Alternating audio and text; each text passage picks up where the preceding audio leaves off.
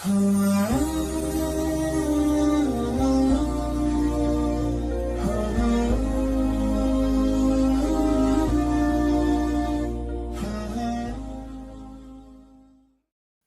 تعالیٰ قرآن مجید میں ارشاد فرماتے ہیں وَلْتَكُن مِّنكُمْ أُمَّةٌ يَدْعُونَ إِلَى الْخَيْرِ وَيَأْمُرُونَ بِالْمَعْرُوفِ وَيَنْهَوْنَ عَنِ الْمُنكَرِ کہ اہل ایمان تم میں ایک گروہ اور جماعت ایسی ہونی چاہیے جو لوگوں کو نیک کام کرنے کا اس کی دعوت دے اور برائی سے برے کاموں سے منع کرے، جیسے ہمارے ہاں شریعت کی اصطلاح میں عام طور پر امر بالمعروف اور نہی عن المنکر کہا جاتا ہے، یعنی نیکی کا حکم دینا اور برائی سے منع کرنا۔ یہ اسلام کے بنیادی جو فرائض ہیں ان کے اندر شامل ہے۔ سورۃ العصر کے اندر بھی اللہ تعالیٰ نے اس کا تذکرہ کچھ اس انداز میں فرمایا ہے۔ اس زمانے کی قسم کھا کر اللہ نے ارشاد فرمایا کہ سارے کے سارے انسان خسارے میں ہیں مگر 4 کام کرنے والے لوگ اس خسارے میں شامل نہیں ہوں گے۔ اب ہمارے ہاں عام طور پر 2 چیزوں کا زیادہ تذکرہ ہوتا ہے۔ اللہ نے ارشاد فرمایا الا الذین آمنوا وعملوا الصالحات، وہ لوگ خسارے والے، نقصان اٹھانے والے نہیں ہیں جو ایمان لے آئیں اللہ کی ذات عالی کے اوپر اور اسی طرح اچھے اور نیک اعمال شروع کر دیں۔ تو یہ 2 باتیں جو شروع کی تذکرہ فرمائی ہیں، یہ اکثر ہمارے ہاں انہی کا تذکرہ ہوتا ہے، انہی کو ہی اہمیت کا حامل سمجھا جاتا ہے۔ یہ یقینی طور پر اہمیت کی حامل تو ہیں لیکن ان پر بس نہیں ہے۔ خسارے سے نکلنے کے لیے 2 اور فرائض بھی امت مسلمہ کے سپرد ہیں، وتواصوا بالحق وتواصوا بالصبر، حق بات کی تلقین کرنا، نصیحت کرنا یعنی نیکی کی دعوت دینا، وتواصوا بالصبر اور صبر کی تلقین کرنا یعنی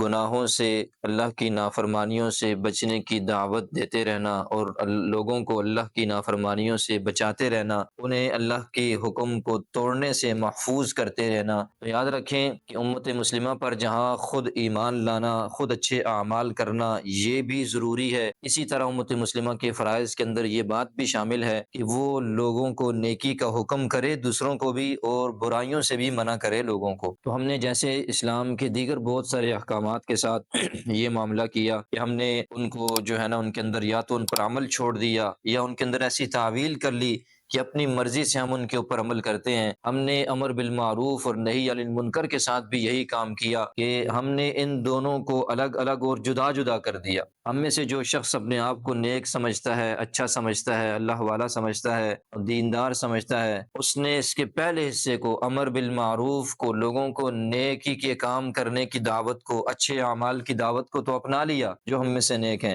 لیکن نہی عن المنکر کو ہم نے بتدریج، ہم نے بالکل سرے سے چھوڑ دیا۔ ماحول کے اثرات ہو، مغربیت کی الغار ہو، کچھ بھی ہو، کسی بھی وجہ سے ہو، ہم نے اپنے معاشرے کے اندر پہلے جز کو تو اختیار کیا ہوا ہے، ٹوٹا پھوٹا سا لوگوں کو نیک کام کی دعوت دینا، لیکن دوسرے حصے کو ہم نے یکسر چھوڑ دیا، اس کی طرف ہماری توجہ بالکل بھی نہیں ہے۔ اور یاد رکھیں حالانکہ یہ ہمارے فرائض کے اندر شامل ہے، اور یہ بھی یاد رکھیں کہ اس نہی عن المنکر کو چھوڑ دینا یہ اللہ کی طرف سے عذاب کا اور پکڑ کا بھی باعث ہے۔ اس پر میں حدیث آپ کو انشاءاللہ آگے کوٹ کروں گا۔ تو دیکھیں کہ جو فریضہ ہمارے اوپر اللہ نے عائد کیا امر بالمعروف کا اور نہی عن المنکر کا، اس کو چھوڑ دینے پر اللہ کا عذاب کیسے آتا ہے؟ ترمذی شریف کی روایت کے اندر آتا ہے کہ تم لوگوں کو بھلے کاموں کا، اچھے اور نیک کاموں کا حکم کرتے رہو اور برائی سے، برے کاموں سے، اللہ کی نافرمانیوں سے منع کرتے رہو، ورنہ فرمایا کہ ایسا نہ ہو کہ ایسا نہیں کرو گے تو قریب ہے، وہ وقت آ جائے گا کہ اللہ تمہارے اوپر اپنا عذاب مسلط کر دے گا اور پھر تم اللہ کو پکارو گے اس عذاب کو دور کرنے کے لیے، وہ تمہاری پکار کا جواب نہیں دے گا۔ تو دیکھیں میں نے عرض کیا کہ نہی عن المنکر، لوگوں کو برے کاموں سے منع نہ کرنا، یہ اللہ کی پکڑ کا اور عذاب کا باعث ہے۔ اسی طرح سیدنا صدیق اکبر رضی اللہ تعالی عنہ سے بھی ابن ماجہ اور ترمذی کی روایات کے اندر آتا ہے، انہوں نے کہا کہ تم لوگ قرآن کی اس آیت کو پڑھ کر بس جو ہے نا چھوڑ دیا اپنے معاملات کو، لوگوں کو دعوت دینا، برائیوں سے منع کرنا، کہ یا ایھا الذین آمنوا علیکم انفسکم، کہ اے ایمان والو، قرآن میں آتا ہے تم اپنی جانوں کی فکر کرو، اپنے آپ کو لازم پکڑو، اپنے آپ کو دیکھو، لا یضرکم من ضل اذا اہتدیتم، کسی اور کا گمراہ ہونا، کسی اور کا جو ہے نا وہ گمراہی کی طرف جانا تمہیں اس کا کوئی نقصان نہیں ہے۔ تو اس آیت سے فرمایا کہ اگر تم نے یہ سمجھ رکھا ہے کہ ہم لوگوں کو برائیوں سے نہیں روکیں گے، نیکی کی دعوت نہیں دیں گے، صرف اپنا لحاظ اور خیال کریں گے، تو فرمایا کہ یہ ایسا نہیں ہے، بلکہ تم خبر رکھو کہ یاد رکھو اگر اللہ تعالیٰ جو ہے نا لوگ تمہارے سامنے شریعت کی، قرآن و سنت کی خلاف ورزی کریں اور تم ان کو نہ روکو، یعنی تم اپنے سامنے جو ہے نا برائی اور اللہ کی نافرمانیاں ہوتے دیکھو اور تم انہیں نہ روکو، تو فرمایا کہ قریب ہے کہ تو اللہ تعالیٰ کا عذاب تم کو گھیر لے گا۔ یعنی صرف اپنی فکر نہیں کرنی، دوسروں کو بھی، انسانیت کی بھی اور لوگوں کی بھی فکر کرنی ہے، اور لوگوں کو نیک اعمال کی دعوت دینا اور برے خاص طور پر برے کاموں سے، اللہ کی نافرمانیوں سے روکنا۔ اگر یہ کام امت مسلمہ نے چھوڑ دیا، یاد رکھیں، تو اسی طرح ایک اور روایت کے اندر آتا ہے، بڑی مشہور روایت ہے مشکات شریف کی، جو کہ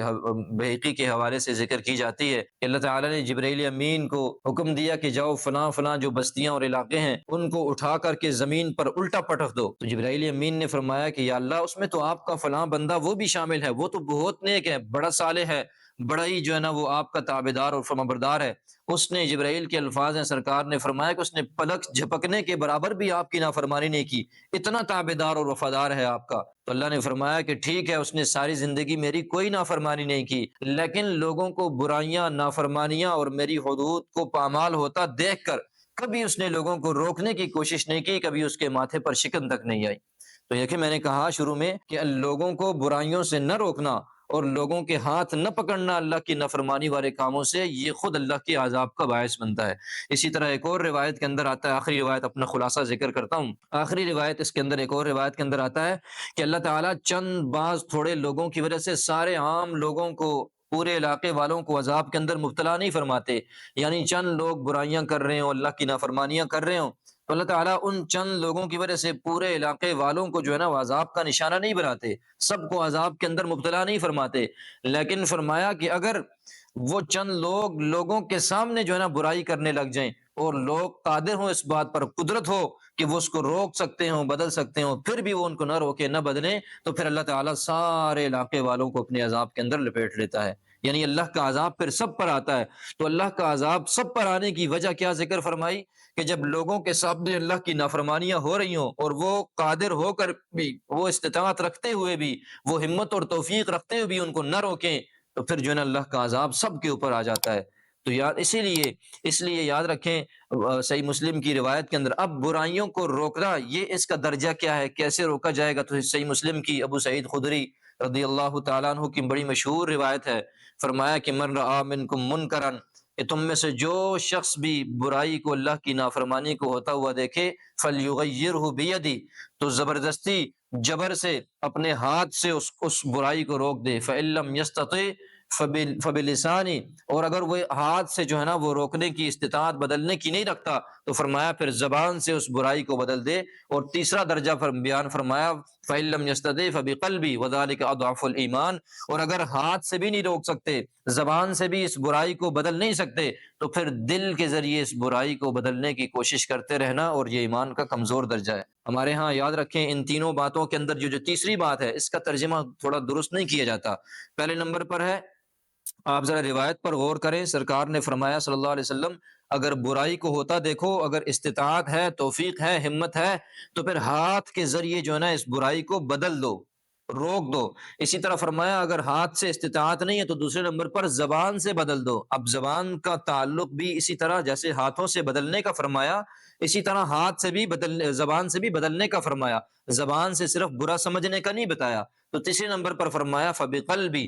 اگر دونوں، اپنے ہاتھ سے بھی زبان سے بھی تم ان کو نہیں روک سکتے، نہیں بدل سکتے، تو پھر دل کے ذریعے اس کی ایسی اصلاح کرو کہ یہ جو ہے نا تبدیل ہو جائے۔ ایسا نہیں ہے کہ دل کے ذریعے برا سمجھنا، ہمارے ہاں اس کا ترجمہ یہ کی جاتا ہے کہ پھر دل کے ذریعے جو ہے نا وہ دل کے اندر اس کو برا سمجھو، یعنی اتنا دل کے اندر تمہیں کڑن ہو کہ جب تمہیں موقع مل جائے، یعنی اتنا کڑو اس بات کے اوپر، اگر ہاتھ سے اور زبان سے نہیں روک سکتے تو دل کے اندر اتنی کڑن اور گھٹن تمہیں محسوس ہو کہ جب موقع ملے زبان کے ذریعے یا ہاتھ کے ذریعے اس کو بدلنے کا تو اس کو بدل دو، صرف دل سے برا سمجھنا اور برا سوچ لینا، تصور کر لینا، یہ کافی نہیں ہے۔ تو یاد رکھیں، لیکن ان تینوں درجات کا طریقہ کار کیا ہے، کیسے لوگوں کی اصلاح کی جائے گی، تھوڑا سا اس کو سمجھنے کی ضرورت ہے۔ تو بعض علماء کرام نے فرمایا کہ سب سے پہلا درجہ جو ہے یہ ہاتھ سے روکنے والا، یہ حکومت وقت کے اختیار میں ہے، یہ حکمرانوں کے اختیار میں ہے، طاقت والوں کے اختیار میں ہے، ٹھیک ہے، وہ ترتیب بھی اور وہ تشریح بھی اس کی درست ہے، لیکن یاد رکھیں اس کے ساتھ ساتھ علماء نے یہ بھی لکھا ہے کہ مثال کے طور پر والد ہے، گھر کا سربراہ ہے، علاقے کا سربراہ ہے، کسی ادارے کا سربراہ ہے، یا اسی طرح جو ہے نا استاذ ہے یا شیخ ہے، اس کے مرید ہیں یا استاذ کے شاگرد ہیں یا کسی فیکٹری کا کسی ادارے کا سربراہ ہے، تو اس کے ماتحت جتنے بھی ان کے نیچے لوگ ہوتے ہیں، کسی علاقے کا خان ہے، چودھری ہے، بڑا ہے، وڈیرا ہے، ان کے ماتحت لوگ ان کی بات مانتے ہیں، اور ان کے اندر وہ جرأت اور طاقت اور قوت ہوتی ہے کہ کسی برائی کو ہوتا دیکھیں تو اس کو اپنے ہاتھ سے روک سکتے ہیں۔ تو اگر یہ لوگ وہاں پر اپنی طاقت اور قوت ہونے کے باوجود، اور انہیں پتہ ہو کہ اگر ہم اس برائی پر نکیر کریں گے، لوگوں کو روکنے کی کوشش کریں گے، کوئی فتنہ فساد بھی کھڑا نہیں ہوگا، کوئی نقصان بھی نہیں ہوگا، تو یہ ان کے اوپر فرض کے درجے میں ہے کہ وہ اس برائی کو روک دیں۔ اگر نہ روکیں گے تو فرض کے تارک ہوں گے، فرض کو چھوڑنے والے ہوں گے۔ اللہ روز محشر ان سے پوچھے گا اپنی اس ذمہ داری اور فرضیت کے بارے میں، تو تم نے اپنی فرضیت کا حق کیوں نہیں ادا کیا؟ تم بڑے تھے، تمہاری بات وہ مان رہے تھے، سمجھ رہے تھے، تم چاہتے تو اس کو روک سکتے تھے۔ مثال کے طور پر جیسا کہ گھر ہے، اس کے اندر والد ہے یا کوئی بھی سربراہ بڑا ہو سکتا ہے، اس کے گھر کے اندر مثال کے طور پر آسان الفاظ میں کہوں تو گانے بجانے کی کوئی محفل ہو رہی ہو، یا گانا بجانا لگایا ہو، یا کوئی اسی قسم کی اور بے پردگی اور یا بے حیائی کی کوئی بات ہو، اب اس شخص کے اندر، ہر شخص کے اندر جو ہے نا جرت ہوتی ہے کہ وہ اس گانے کو، اس ناجائز امر کو جو ہے نا زبردستی بھی بند کروا سکتا ہے۔ تو وہاں بند کروانے سے اس کا کوئی نقصان نہیں ہوتا، کوئی وہاں پر فتنے فساد کا اندیشہ نہیں ہوتا، اگر ہو تو ایک الگ معاملہ ہے، لیکن اکثریت کے اندر یہی دیکھا جا سکتا ہے، ہم دیکھتے ہیں معاشرے کے اندر کہ والد کے اندر، گھر کے سرپرست میں، ادارے کے سرپرست میں، سربراہ میں، شیخ میں، اور اسی طرح استاذ میں یہ قوت اور جرت ہوتی ہے کہ اس کی بات کو گھر کے اندر، ادارے کے اندر اور معاشرے کے اندر مانا جاتا ہے، اس کی بات کا جو ہے نا وہ رد نہیں کیا جاتا۔ تو اگر وہ اپنے اس فریضے کو سر انجام نہیں دے گا اپنی اس حیثیت کو استعمال کر کے، تو اللہ کے ہاں جواب دہ ہوگا۔ اسی طرح یاد رکھیں کہ مثال کے طور پر آج ہمارا جو معاشرہ ہے، اس کے اندر اصل جو فساد پھیل رہا ہے، اس کی بنیادی وجہ بھی یہی ہے کہ جن کے ہاتھ میں قوت اور اختیار ہے، گھر کے سربراہ ہیں، استاذ ہے، ادارے کا سربراہ ہے، علاقے کے وڈیرے ہیں، تو وہ لوگ اپنی حیثیت کو گنوا چکے ہیں۔ اگر دنیا داری کی بات آئے تو خاندان کا سربراہ آپ دیکھیں، جب کسی گھرانے میں شادی کی بات ہوتی ہے یا اس قسم کا کوئی ایونٹ آتا ہے خوشی کا، تو اس وقت اپنی حیثیت کو منوانے کے لیے پتہ ہوتا ہے میری ایک حیثیت ہے خاندان میں، اگر میں شریک نہیں ہوں گا تو ان کی شادی رکے گی، لوگ باتیں کریں گے، اس وقت اپنی دنیاوی حیثیت کو منوانے کے لیے کہ فلاں موقع پر مجھے ترجیح نہیں دی گئی، فلاں موقع پر جو ہے نا میرا لحاظ نہیں رکھا گیا، فلاں موقع کے اوپر جو ہے نا انہوں نے مجھے ترجیح نہیں دی، تو آج میں اس کا بدلہ ان سے لیتا ہوں، اور اس وقت جو ہے نا اپنی دنیاوی حیثیت کو جو ہے نا وہ ظاہر کرنے کی کوئی، تو دنیاوی اپنی جو ہے نا ترتیب کے لیے انسان کتنا سٹینڈ لیتا ہے، اپنی عظمت کے لیے، اپنے مقام اور مرتبے کے لیے۔ صرف افسوس اس بات کا ہے، جہاں بات دین کی آ جائے، جہاں بات اللہ اور اس کے رسول کے حکم کی آ جائے، وہاں ہم کوئی سٹینڈ نہیں لیتے۔ دنیاوی مقام اور مرتبے کی بات جہاں پر آ جائے، وہاں تو ہم خوب جو ہے نا وہ سٹینڈ لیتے ہیں، اپنی حیثیت کو منوانے کی کوشش کرتے ہیں، لیکن اپنی اسی حیثیت کو جب اللہ کی اور اللہ کے رسول کی بات آ جائے، وہاں ہمیں ذرا بھر بھی خیال نہیں آتا۔ تو بلکہ اب تو یہ صورتحال ہے کہ خاندان کا سربراہ اور بڑا اور وڈیرا، ادارے کا جو ہے نا سربراہ، وہ تو خود ان نافرمانیوں کے اندر شریک ہو جاتا ہے، اور یہ کہہ کر کہ بھائی بھتیجے کی شادی ہے یا بھانجی کی شادی ہے، فلاں قریبی ریلیٹیو کی شادی ہے، خیر ہے کوئی بات نہیں ہے، ایک ہی بار تو یہ پھر کون سے روز روز یہ خوشی کے موقع آتے ہیں۔ تو یاد رکھیں یہی وقت ہے اللہ کے سامنے جو ہے نا اپنے آپ کو دکھانے کا، اپنی اللہ کی بات کے منوانے کا، وہیں پر ہم جو ہے نا اس نافرمانی کے اندر شریک ہوتے چلے جا رہے ہیں۔ تو اللہ ہمیں اس کی سمجھ نصیب فرمائے۔ اسی طرح اگر آپ صحیح طریقے سے دعوت کی جو صفات ہیں ان کے مطابق کسی کو رسوا نہ کریں، ذلیل نہ کریں،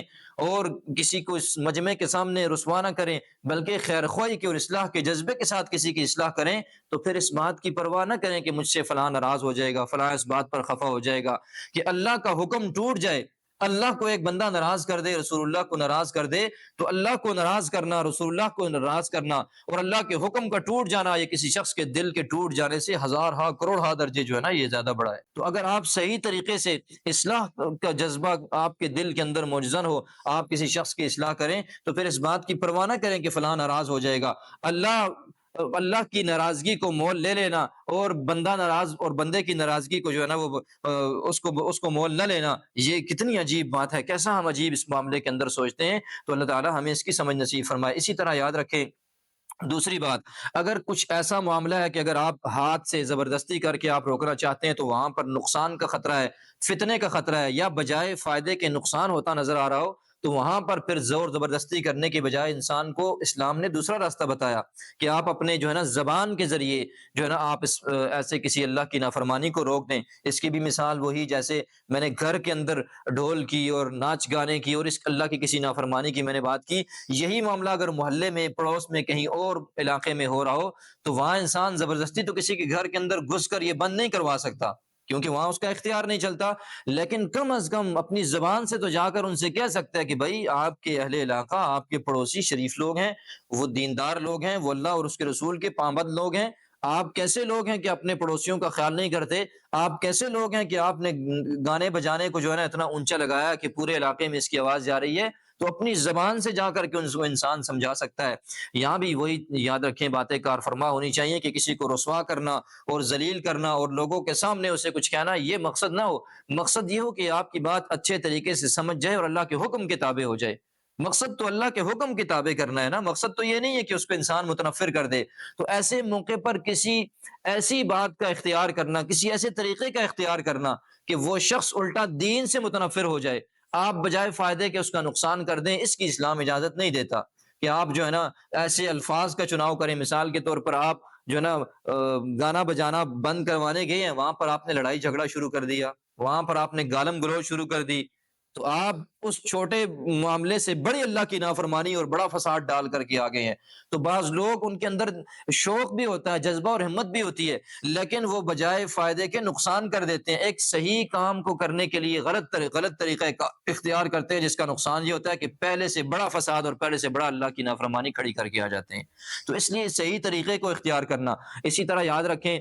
سختی نہ کی جائے، نرمی کے ساتھ اچھے طریقے کے ساتھ لوگوں کو سمجھایا جائے۔ یہ قرآن مجید میں ہے نا کہ فَقُولَا لَهُ قَوْلًا لَيِّنًا، موسیٰ علیہ السلام کو، ان کے بھائی کو، ہارون علیہ السلام کو جب اللہ نے فرعون جیسے بدبخت کی جانب بھیجا، اب یہاں سے سبق ملتا ہے داعی کے لیے، واعظ کے لیے، دوسروں کو نصیحت کرنے والے کے لیے، کہ جب وہ نصیحت کرنے کے لیے تشریف لے جا رہے تھے، اب اللہ کے تو علم میں تھا کہ فرعون بدبخت ہے، وہ ایمان نہیں لائے گا، وہ موسیٰ علیہ السلام کی تبلیغ کے باوجود اللہ کے حکم پر نہیں چلے گا، ایمان نہیں لائے گا۔ اس کے باوجود اللہ نے کہا کہ جا کر کے نرمی سے، شفقت سے، پیار سے اس کو اللہ کی طرف بلانا، اس کو جو ہے نا سختی کے ساتھ، ترش روئی کے ساتھ اس کے سامنے نہ جانا۔ اب یہاں پر مفتی شفیع صاحب رحمۃ اللہ تعالیٰ علیہ وہ فرمایا کرتے تھے کہ دیکھو، تمہارا مخاطب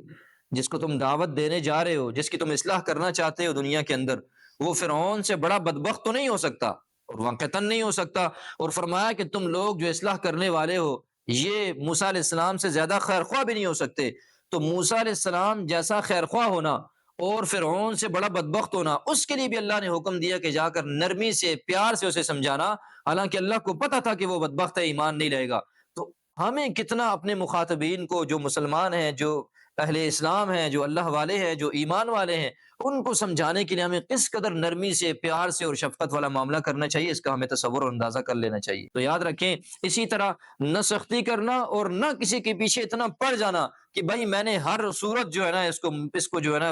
دینداری کے اوپر، اس کو اللہ کے قریب لا کر کے چھوڑنا ہے۔ ہمارے ہاں جب کوئی شخص دیندار ہو جاتا ہے تو ہمارے ہاں ایک کمزوری یہ بھی ہے کہ پھر بس وہ چاہتا ہے کہ ایک ہی دن سارا دین ساری دنیا پر نافذ ہو جائے، اپنے گھر والوں پر، علاقے والوں کی، گھر والوں کی خاص طور پر شامت آ جاتی ہے، وہ ایک ہی دن میں سارا دین سارے لوگوں پر نافذ کرنا چاہتا ہے، حالانکہ ایسا نہیں ہے۔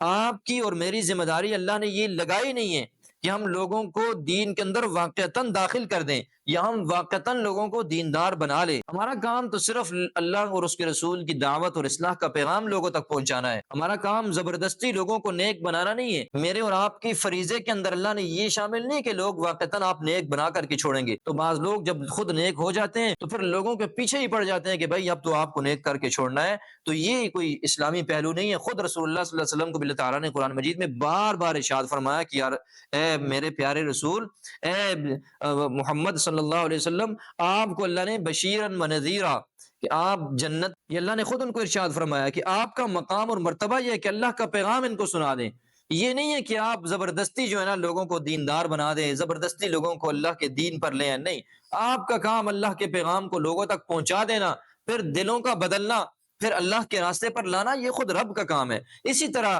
نبی کے وارث ہونے کے حیثیت سے، اور اسی طرح قیامت تک چونکہ کسی نبی نے نہیں آنا، تو اس لیے امت مسلمہ کے جو ذمہ داریوں میں جو اصلاح کا کام، امر بالمعروف نہی عن المنکر کا کام جو ذمہ داریوں کے اندر لگایا، تو اس کے اندر بھی یہ بات سمجھنی ہمیں ضروری ہے کہ ہمارا کام اللہ کا پیغام صحیح طریقے سے پہنچا دینا ہے بس۔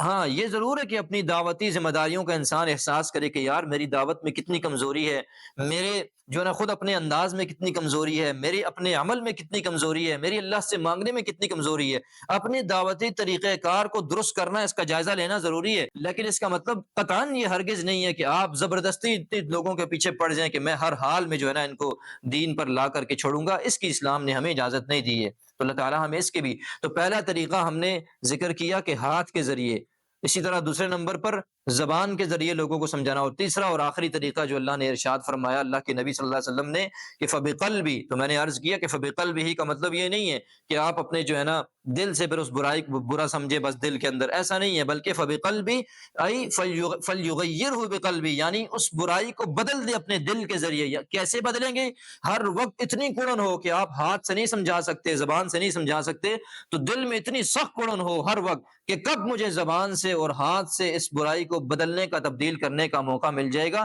تو میں ان لوگوں کو نصیحت اور وصیت کر دوں گا یہ اللہ کے راستے کی طرف آ جائیں۔ تو یاد رکھیے اس پوری بات کا خلاصہ کلام یہ ہوا کہ اللہ تعالیٰ نے اہل اسلام کے ذمہ داریوں میں جہاں امر بالمعروف لگایا وہاں نہی عن المنکر بھی لگایا ہے، کہ یعنی لوگوں کو برائیوں سے، اللہ کی نافرمانیوں سے روکنا۔ اگر نہیں کریں گے، میں نے روایات آپ کے سامنے رکھی، لوگوں کو برائیوں سے نہ روکنا اور خود ہوتے ہوئے دیکھتے رہنا، یہ اللہ کی طرف سے عذاب کا باعث بنتا ہے۔ اللہ تعالیٰ اس پر سخت گرفت فرماتے ہیں اور عام سارے لوگوں کو عذاب کے اندر مبتلا فرما دیتے ہیں۔ تو یاد رکھیں آپ کا اور میرا کام کیا ہے کہ ہم اصلاح کی نیت سے، ہم جو ہے نا خیر خواہی کی نیت سے، خیر خواہی کے جذبات سے، لوگوں کی اخروی اور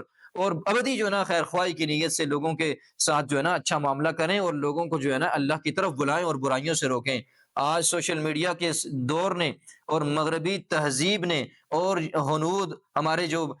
ہے نا ہندو ہیں، ان کی تہذیب نے ہمارے اوپر اتنا اثر ڈال دیا کہ اب ہم لوگوں کو اللہ کی نافرمانیوں سے روکنے میں بھی شرماتے ہیں۔ شرماتے کیا ہیں؟ بالکل ہم نے یہ کام چھوڑ دیا کہ ہم اپنی آنکھوں کے سامنے ہوتا ہوا دیکھتے ہیں نافرمانیاں ہو رہی ہیں، ہم نے اب اتنی ڈھیل دینی شروع کر دی، اس کا نقصان آج آپ دیکھیں جو بزرگ حضرات تشریف فرما ہے، یہ دیکھتے ہیں اپنے دور کے اندر، آپ دیکھیں کتنا دینداری، کتنا اہل اللہ سے اور مساجد سے اور اللہ تعالیٰ سے لوگوں کا تعلق ہوا کرتا۔ اب ہمارے آج کے نوجوان کو، بچوں کو دیکھیں جو ہر وقت سوشل میڈیا پر لگے رہتے ہیں، نہ دین سے وہ تعلق، نہ اللہ سے اور رسول اللہ صلی اللہ علیہ وسلم سے، نہ اسلامی تعلیمات کے متعلق کچھ علم، کوئی پتہ نہیں ہے ان کو دین سے متعلق۔ تو آپ تصور کریں 10 15 20 سال کے بعد جب یہ بڑے ہو جائیں گے تو پھر ان لوگوں کی کیا کیفیت ہوگی۔ آج ہم اتنا جھجکتے ہیں، ہم اتنا پیچھے ہو گئے، لوگوں کو برائیوں سے ہم روک نہیں سکتے، ہم کہتے ہیں لوگ برا مانتے ہیں، فلاں فلاں فلاں فلاں معاملہ ہے۔ تو ان لوگوں کی باری جب 10 15 20 سال کے بعد آئے گی تو ہمارے معاشرے کا کیا عالم ہوگا۔ آج ہم ٹوٹا پوٹا سا روکنے کے باوجود بھی معاشرتی اور جو ہے نا اخلاقی گراوٹ کا ہم شکار ہو چکے ہیں، تو کل جب یہ لوگ بالکل نہیں روکیں گے، جب آنے والی ہماری نئی نسل، تو پھر ہمارے معاشرہ کس جو ہے نا وہ تباہی کی دہلیز پر جا کر کے کھڑا ہو جائے گا، اس کا ہم تصور کر سکتے ہیں۔ تو اللہ تعالیٰ ہمیں اپنی اس نوجوان نسل کو، اپنے بچوں کو، اپنے اہل علاقہ کو، اپنے لوگوں کو، اپنے معاشرے والوں کو برائیوں سے روکنے کی بھی اللہ ہمیں اس کی ہمت کی توفیق دے کہ ہم ان کو روک سکیں شریعت کے مطابق، اور صفات کا اور آداب کا اور ان کی جو ہے نا رعایت اور لحاظ کرتے ہوئے۔ اللہ تعالی ہمیں اس بات کو، اسلام کے اس اہم فریضے کو سمجھنے کی، اس کی طرف آنے کی، رجوع کرنے کی توفیق نصیب فرمائے۔ وما علیہ الا البلاغ المبین۔